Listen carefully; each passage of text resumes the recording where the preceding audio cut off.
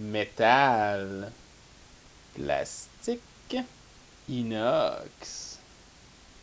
Salut les visionneurs, bienvenue à l'atelier pour une autre vidéo où j'essaie en français de démystifier la fabrication numérique. Depuis que je présente des graveurs laser sur la chaîne, une des compagnies à propos de laquelle je me fais poser le plus de questions, c'est la compagnie Laserpecker. Eh bien, imaginez-vous donc que les étoiles se sont finalement alignées et qu'ils m'ont envoyé un de leurs produits. C'est le Laserpecker LP3. C'est un laser portatif et compact à diode infrarouge de 1064 nanomètres qui est spécialisé dans la gravure des métaux et des plastiques. Est-ce que cette machine-là est facile d'approche? Qu'est-ce qu'elle est capable de faire exactement? C'est ce qu'on va vérifier ensemble aujourd'hui à la bisonnerie.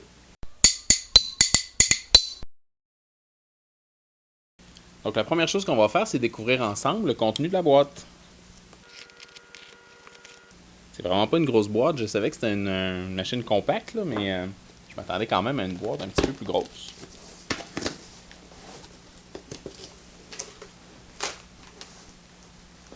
Alors, ça commence par l'accessoire rotatif.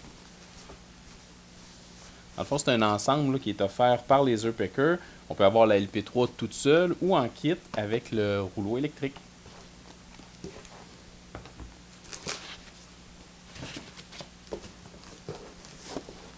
Et ensuite, on a bien sûr la machine en tant que telle. Si j'arrive à la sortir de là.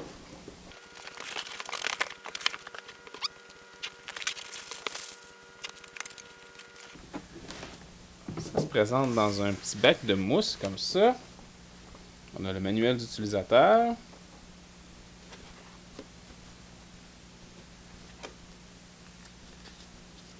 On a des petites cartes pour faire des tests.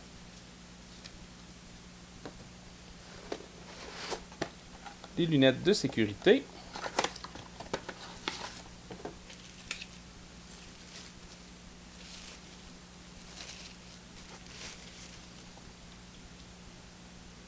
Un style que j'ai pas encore dans ma collection. Ici, on a l'adapteur secteur pour le branchement dans la prise murale. Un câble USB vers USB-C. Un autre câble USB vers USB-C. Ici, le bras de fixation. Un petit peu de quincaillerie. Et le laser en tant que tel, qui est dans une boîte comme ça. Avec une poignée super pratique pour la porter. Derrière, on a les différents branchements, l'aération. Sur le côté, il n'y a rien. Devant, il y a une ligne lumineuse. Sur le côté, on a le logo Laserpecker. Et puis ici, en haut, on a deux boutons. La lentille par laquelle le laser sort ici, protégée par un petit couvercle de plastique. On va vérifier, voir ce que ça donne. Ensuite, on a une petite règle ici qui va servir pour prendre les mesures là, de mise au point. Quand on va vouloir mettre le laser à la bonne hauteur par rapport à notre surface de travail. Qu'est-ce qu'on a ici? C'est la plaque intérieure de la base. Et finalement, la base en tant que telle qui se cache en dessous ici. Donc, on a la base et la plaque intérieure, comme ça. Donc ça, ce sera notre base là, la base sur laquelle la machine sera déposée sur la table. Et puis un petit sac pour terminer avec dedans 3 vis et une clé. Pour ce qui est du rouleau, on va se garder le déballage pour plus tard dans la vidéo. On va commencer par regarder la machine principale, puis ensuite là, on parlera du rouleau. Donc la première étape de l'assemblage, c'est d'assembler la base et le support. On a deux petits trous ici. Et cette partie-là qui va s'insérer comme ça.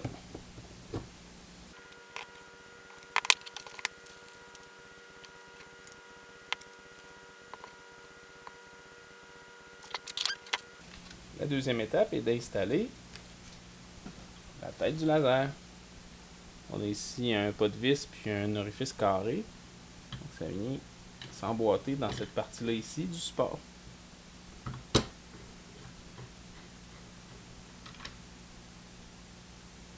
On serre à la main et voilà. Donc je vous parlais tout à l'heure de la règle là, pour la mise au point. Ce qu'il qu'il faut s'assurer en montant puis en descendant la position de la tête du laser, c'est d'avoir toujours 130 mm entre la surface de travail puis la base de la lentille. On peut soit mesurer avec la règle qu'ils nous fournissent, ou encore, comme on va voir tout à l'heure, quand on branche la machine, on va avoir deux petits points rouges qui vont se rapprocher l'un de l'autre puis qui vont devenir un seul point là, quand on va être à la bonne distance pour la mise au point. Donc ça complète le montage. Franchement, c'est pas plus compliqué. On a ici un bouton qu'on peut desserrer pour ajuster l'angle de la machine aussi. Donc la machine pourrait être placée comme ça si on voulait envoyer le laser sur quelque chose qui est dans cette direction-là. Une autre chose intéressante avec ce système-là, c'est qu'on peut retirer la plaque centrale puis l'utiliser vraiment là, à main levée contre un mur ou quelque chose pour graver là, un petit quelque chose verticalement sur une surface qui est plus grande. Laserpicker fournit aussi des petites cales ajustables d'angle comme ça qui permettent, là, avec les pas de vis qui sont à l'intérieur de la plaque de base, de faire des travaux là, répétés toujours au même endroit. On peut placer là, selon ce qu'on a à travailler, on peut visser nos petits coins comme ça sur la surface de travail.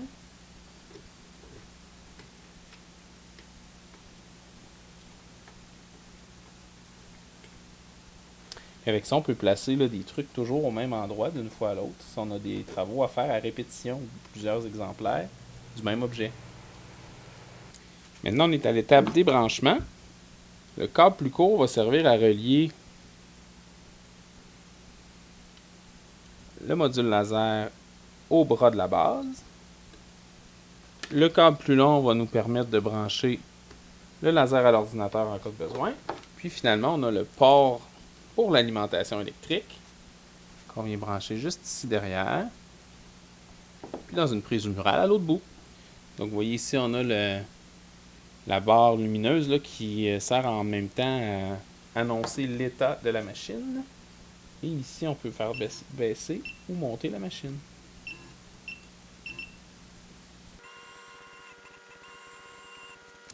Donc pour ce qui est de la signification ici là, de la bande lumineuse, quand elle clignote en bleu, c'est qu'elle attend sa connexion Bluetooth.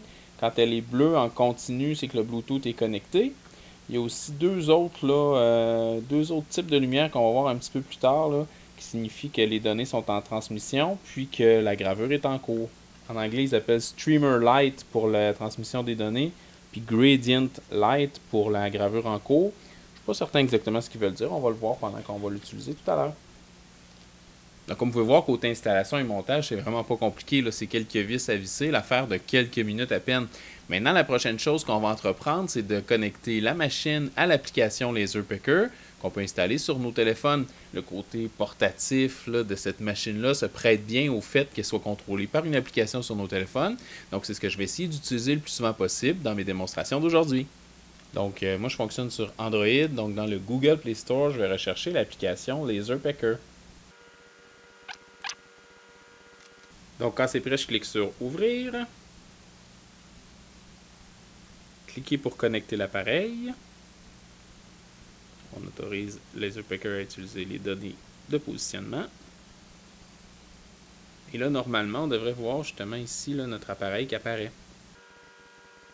Alors maintenant, après un petit clic, la lumière bleue a cessé de clignoter. Donc, la connexion Bluetooth est faite entre nos machines. Donc maintenant, l'appli est installée. J'ai fait un petit processus d'enregistrement auprès de Laserpicker. Puis la connexion Bluetooth est établie entre la machine puis mon appareil. Et là, je suis prêt à entrer dans l'application pour commencer à créer ma première gravure. On va voir 4 options principales dans l'appli quand on l'ouvre. On a photo qui nous permet d'aller dans notre galerie photo, choisir un item pour faire une gravure. On a ensuite, On a ensuite photographie qui nous permet de prendre une photo directement pour faire une gravure à partir d'une photo. On a l'option créer dans laquelle on peut soit dessiner à la main ou soit écrire du texte. Donc le premier test que je vais faire, là, c'est d'écrire un petit bonjour comme ça. Voilà. Je vais le faire solide. Dans la police Il y a moyen d'en ajouter, mais je n'ai pas encore exploré, donc on va prendre Monospace, voilà, comme ça. Puis on va passer à l'étape suivante. Alors ici, on a le choix de la résolution qu'on veut donner à notre dessin. On a le choix entre 1K, 2K ou 4K. Puis la taille. Alors pour ce qui est de la taille, on va dire 50 cm de large. Bon, voilà. On peut donner un nom à notre fichier si on veut. Pour moi, c'est pas une nécessité absolue, là. Donc maintenant, je suis prêt à lancer la gravure de mon petit bonjour. Je vais placer une des cartes là, de test qui a été fournie avec la machine. Je la mets à peu près sur la surface de travail. Pour l'instant, ce n'est pas très important. Donc, on a ici un bouton là, qui nous permet de démarrer la prévisualisation. Donc, on voit sur la carte un rectangle de lumière rouge qui nous montre à quel endroit va être notre gravure, mais aussi les deux petits points dont je vous parlais tout à l'heure qui nous permettent de faire la mise au point. Donc là, nos deux points ne sont pas collés un sur l'autre. On va devoir ajuster. Là, quand je descends la tête de la machine, les points se rapprochent. Et là, hop. Quand c'est à mon goût, les deux points sont confondus un dans l'autre. Donc ça veut dire que je suis à la bonne place. Je suis prêt à lancer la gravure de mon beau bonjour. Je vais porter les lunettes de sécurité. Bien important, toujours porter les lunettes de sécurité avant de lancer la gravure. Puis dans l'application, je vais appuyer sur quitter la prévisualisation. Suivant. Le fichier est en transit vers la machine. Ici, j'ai différents choix. Là, je vais choisir mon matériau. Mon matériau pour la carte, qu'est-ce qui ressemble le plus? Je dirais métalloxyde. La puissance 100%. Profondeur, ici, j'ai pas vraiment besoin de grande profondeur, donc je vais laisser ça à 5%. Puis, nombre de passes, ben, il y en a une, c'est parfait. Donc, je vais peser sur Start, puis ça va commencer. On a un petit décompte. Je pense que c'est pour se sauver si jamais on change d'idée. On peut confirmer. L'espace de travail est sécure. Et la gravure est commencée.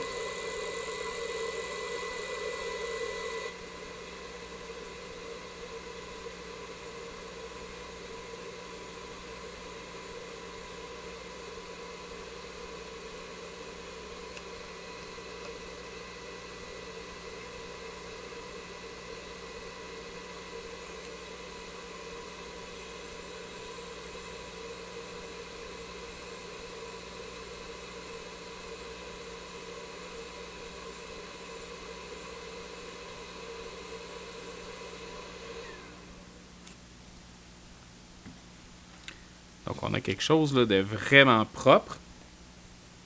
Les lignes sont nettes, c'est fou. Je vais vous montrer de plus près.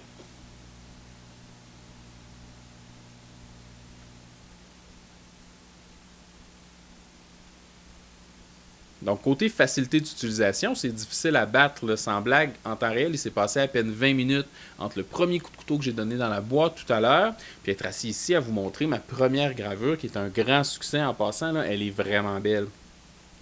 Donc maintenant qu'on a une bonne idée globale de comment la machine fonctionne, j'aimerais la tester sur différents plastiques et différents métaux pour pouvoir voir de quoi elle est capable. Et quand on a besoin de tester une machine sur différents plastiques et différents métaux, eh bien, il n'y a rien de mieux qu'aller faire une petite virée au Dollarama.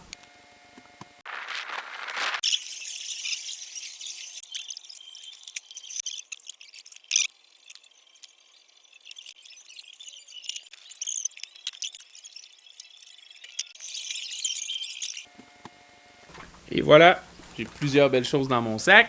J'ai aussi quelques trucs que j'ai ramassés autour de l'atelier que je vais essayer. Donc, on va commencer nos tests pour voir ce que la Laser Picker LP3 est capable de nous offrir. Donc, pour mon premier test, je vais tenter de graver le logo de la bisounerie sur un petit bac de rangement comme ça. Si éventuellement la gravure fonctionne bien, là, j'aimerais pouvoir prendre ces bacs-là pour organiser mon rangement puis pouvoir écrire avec le laser qu'est-ce qui est supposé d'aller dans chaque bac sur le pourtour du bac en question. Donc, je vais placer mon bac là, juste ici.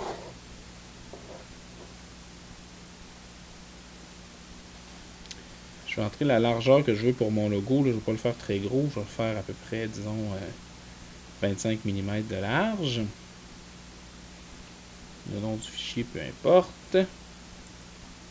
Et là, on va avoir la prévisualisation du logo. Donc, je vais placer mon bac pour qu'il soit dans le coin. Et pour les pièces plus grandes, là, un petit truc qu'on peut utiliser, c'est de prendre cette plaque-là et la mettre plus loin.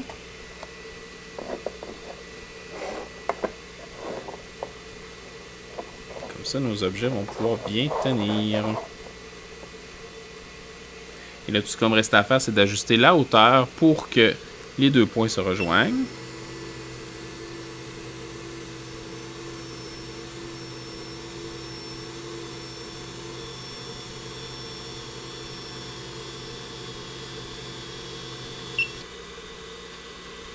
Comme ça.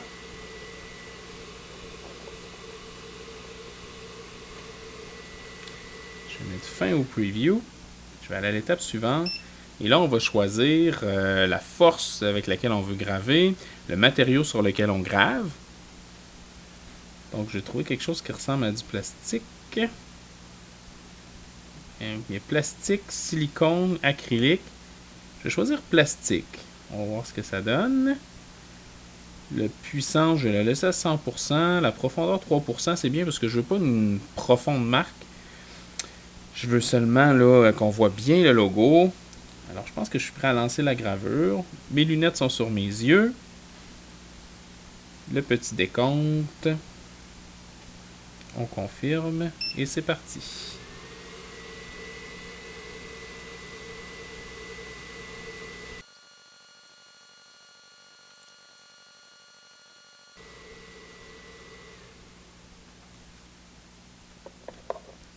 Donc, voilà les résultats qu'on a obtenus. Le contraste est super bon. Ça fait une marque qui est un peu grise. Elle n'est pas noire ou vraiment foncée, mais c'est pas laid du tout. Je vais essayer sur le même plastique là, de varier un petit peu les paramètres.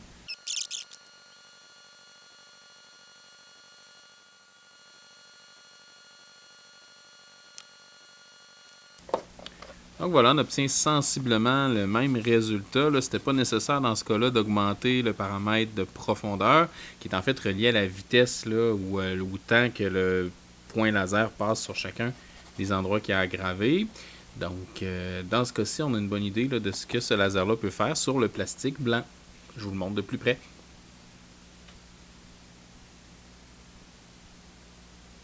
Le prochain candidat a un petit crochet plastique comme ça là, qui sert à accrocher toutes sortes de choses. Donc, moi, ce qui m'intéressait, là, c'était le fini plastique bleu. Donc, on va tester, voir ce que ça donne.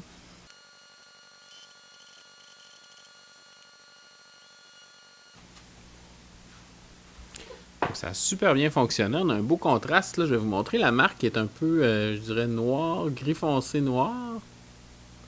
On est capable de lire super facilement. Les lettres sont pas très grosses, mais sont très bien formées.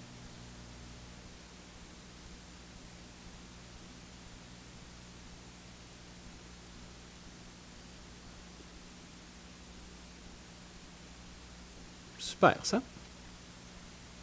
Le prochain objet que je vais tester, il vient pas du Dollarama, mais c'est un truc que je me fais demander souvent. Et oui, un boîtier d'AirPods.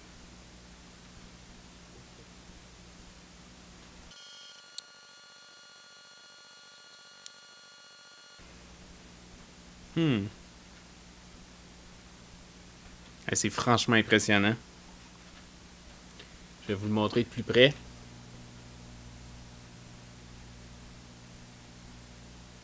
On a un superbe contraste. La finesse de l'écriture ici est très très visible, facile à lire. Franchement, là, et la résolution et la qualité de la gravure sont très très très satisfaisantes. On tient quelque chose. Wouhou! Yaha! Maintenant, on va se lancer un peu plus vers le côté métallique des choses. J'ai des petites pinces ici là, en acier inoxydable. On va voir à quoi on arrive.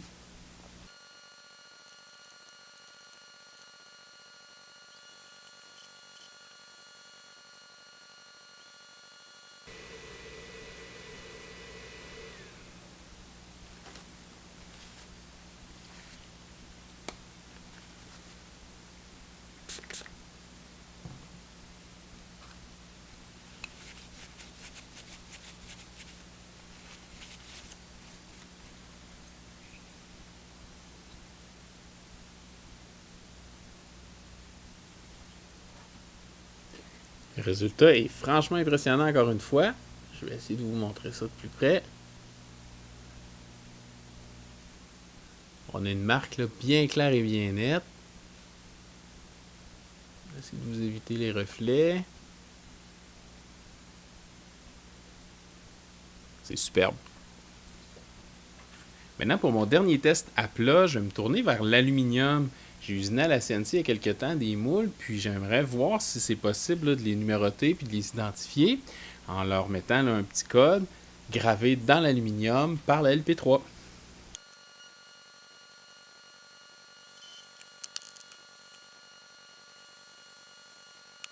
Le résultat est vraiment impressionnant. Je vais essayer de bien vous le faire voir.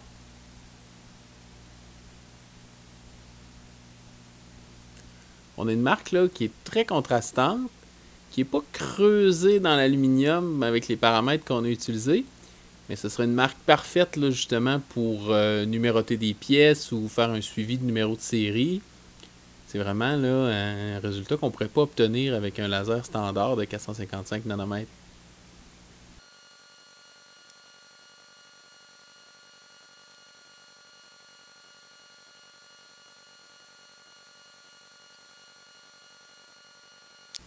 Donc j'ai fait un deuxième test dans l'aluminium en augmentant de beaucoup là, le paramètre de profondeur. On a vraiment une grosse différence. Là. Cette fois-là, on sent quand on passe le doigt. Quand on passe le doigt, on sent que c'est creusé dans l'aluminium comparativement à la première marque qui était très belle aussi, mais selon l'angle qu'on prend, en mettant un peu plus de profondeur là, dans les paramètres, on obtient une marque encore plus satisfaisante. Donc jusqu'à maintenant, la LP3 tient vraiment ses promesses. Là, on a eu des beaux résultats sur différents plastiques, sur différents métaux. Maintenant, on est rendu à tester l'accessoire rotatif. On va essayer de voir en déballant tout ça, qu'est-ce qu'on est capable de faire de plus une fois que c'est installé.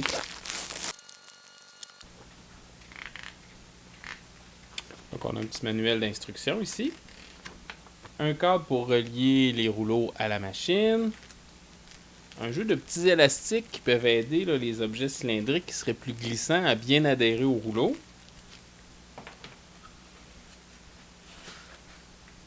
Et l'accessoire rotatif lui-même. Donc on a des rouleaux métalliques là, avec une texture là, qui a été usinée sur la circonférence du rouleau. Et c'est là-dessus qu'on va faire tourner nos objets pour graver de manière rotative. On va brancher ça pour voir ce que ça donne. Donc au dos de l'accessoire, là, on a ici des petites marches chaque côté qui correspondent exactement à la largeur de la base ici. Donc on peut glisser l'accessoire rotatif comme ça, et puis on l'appuie ici derrière. Comme ça, on est bien installé. Il n'y a rien qui bouge un par rapport à l'autre. Si on retourne la machine, on a ici une prise USB-C qu'on fait correspondre à la prise USB-A derrière ici.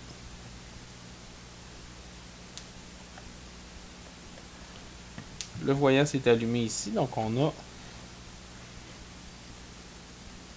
bel et bien là, mis en connexion notre accessoire rotatif. Encore une fois, dans mes trouvailles du Dollarama, on va faire notre premier test sur une salière poivrière en acier inoxydable. Donc j'ai l'impression que peut-être ce serait un petit peu glissant. On va utiliser les élastiques. Donc je vais graver encore une fois mon logo, cette fois-là sur la salière. Je vais devoir par contre, là, vu qu'on utilise l'accessoire rotatif, venir dans les paramètres de l'application pour indiquer au système là, que je travaille avec les rouleaux. Donc on a l'option troisième axe ici à activer dans les options. Je vais venir choisir mon design.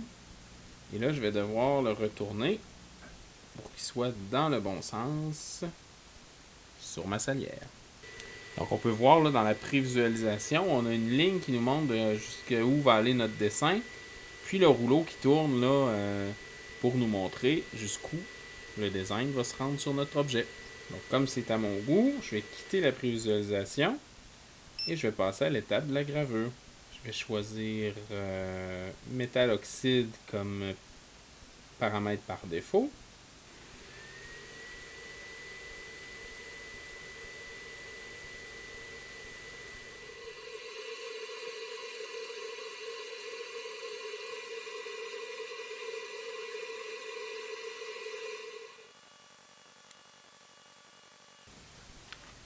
Et voilà, j'ai maintenant une belle salière au logo de la bisonnerie. On peut imaginer là un restaurant qui aurait besoin là, d'avoir son logo sur toutes ses salières. C'est le genre de contrat là, qui, à lui seul, pourrait presque rembourser la machine.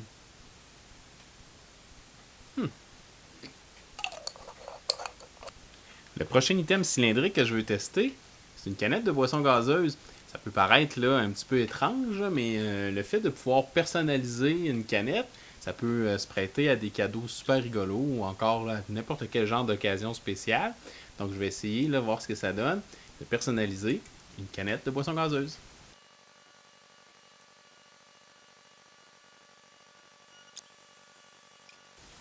Donc franchement, là, c'est super intéressant. On a vraiment l'impression que c'était sur la canette au moment où on l'a acheté. C'est une marque là, qui est vraiment parfaite. Ça ouvre toutes sortes de possibilités. Là. Il y a vraiment juste votre imagination qui peut être la limite de tout ça. Petite note, même si moi aujourd'hui j'utilise l'application mobile pour faire mes tests, LaserPicker offre aussi un programme de design et de contrôle complet pour l'ordinateur, soit PC ou Mac. Ils appellent ça LaserPicker Design Space et c'est disponible gratuitement sur leur site web.